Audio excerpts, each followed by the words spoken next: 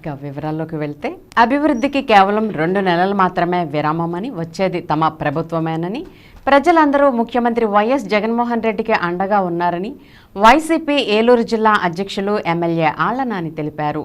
37వ డివిజన్లో party incharge RR Peta Shri Venkateswara స్వామివారి దేవస్థానం పాలక మండలి చైర్మన్ తోలెట్టి శ్రీనివాస్ ఆధ్వర్యంలో, 41వ డివిజన్లో డివిజన్ కార్పొరేటర్ తుమ్మరాడ స్రవంతి ఆధ్వర్యంలో కార్యకర్తల సమావేశాలు జరిగాయి.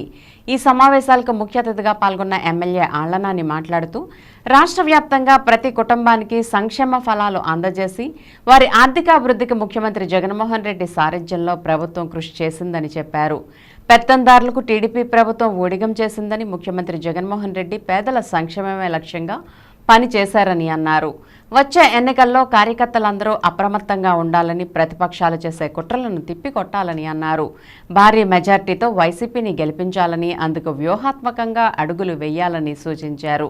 ఈ సమావేశంలో ఇడా చైర్మన్ బొద్దాని శ్రీనివాస్, డిప్యూటీ మేయర్లు Gudidesi Srinivas, Nukapeyi Sudhir Babu, AP medical board director doctor Dirsala Varaprasad, cooption సభ్యులు SMR Pedababu, Munnula John Gurunath, AMC chairman Nersu Chiranjeevulu, మాజీ చైర్మన్ మంచి మైబాబు తదితరులు పాల్గొన్నారు. పార్టీకి కానీ మీకు కానీ ఇలాగే కట్టుబడి ఉంటాము. ఇలాగే మన ఏలూరు ఉప ముఖ్యమంత్రి అయినటువంటి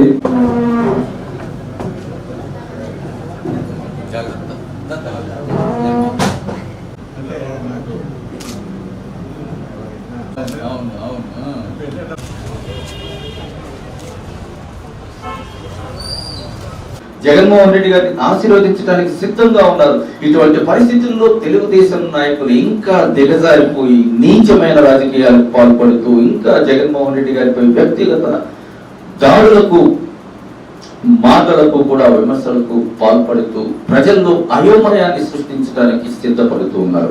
దయచేసి ఈ తరుణంలో మీరందరూ కూడా జగన్మోహన్ రెడ్డి గారికి అండగా నిలబడాలని, వైఎస్ఆర్ కాంగ్రెస్ పార్టీకి అండగా నిలబడటం ద్వారా భవిష్యత్తులో కొనసాగబోయే మరింత అభివృద్ధిని ఇంకా పెద్ద ఎత్తున కొనసాగించడానికి మన వార్డుకి సంబంధించి, మన వార్డులో ఉన్నటువంటి పేద ప్రజలు, మధ్యతరగతి ప్రజలకి సంబంధించి వారి సమస్యల పరిష్కారానికి కూడా మనమందరం కూడా కలిసికట్టుగా ముందుకు వెళ్లే విధంగా మనం కృషి చేయాలని మీ అందరికీ కూడా సవినయంగా మనం చేస్తూ, ఈరోజు ఈ అవకాశం తెలియజేసినటువంటి స్రవంతి గారు, తన నాయకులు లక్ష్మణరావు గారు, మన రంగబాబు, కొండ యోగంగా, కోరాడ బాబు, హరిబాబు, మన వాళ్ళందరికీ కూడా మన గుడిదేశి శ్రీను గారు, ముఖ్యంగా ఆతిథ్యం ఇచ్చినటువంటి మన రౌతు వెంకటేశ్వర గారి కుటుంబం, వీళ్ళందరికీ కూడా మన వాస్తు, మన వాళ్ళందరూ చాలా మంది మన వాళ్ళందరూ కూడా ఇక్కడే ఉన్నారు. పేరు పేరున వారందరికీ కూడా ఈ విధంగా మన వాళ్ళందరినీ కూడా కలుసుకుని ఈ 4 మాటలు నా అభిప్రాయం మీతో పంచుకునే అవకాశం కలిగజేసేటువంటి ప్రతి ఒక్కరికి కూడా నా హృదయపూర్వకమైనటువంటి ధన్యవాదాలు. ఆయన ప్రజలతోటి మమేకం అయిపోయి అందరికీ కూడా అందుబాటులో ఉంటూ తలో నాలుకలాగా అందరికీ సేవ చేసుకుంటూ గడుపుతున్నారు. అసలు మనకి కరోనా వచ్చినప్పుడు అయితే ఆయన హెల్త్ మినిస్టర్ కంటి చూపుతో వచ్చేస్తుంది, ఏదో కంటి చూపుతో చంపేస్తానని బాలకృష్ణ గారి డైలాగ్ లాగా కంటి చూపుతో అయితే వచ్చేస్తుంది కరోనా అనే రోజుల్లో కూడా ఆయన రాష్ట్రం అంతా తిరిగి మనందరికీ కూడా ఆరోగ్యాన్ని జాగ్రత్తగా కాపాడుకుంటూ జన నష్టం లేకుండా నిజంగా చాలా ఆయనతో పాటు జగన్మోహన్ రెడ్డి గారికి కూడా ఈ సభాముఖంగా కృతజ్ఞతలు తెలియజేసుకుంటున్నాను. ఆయన అన్ని మంచి పనులే చేస్తున్నాడు.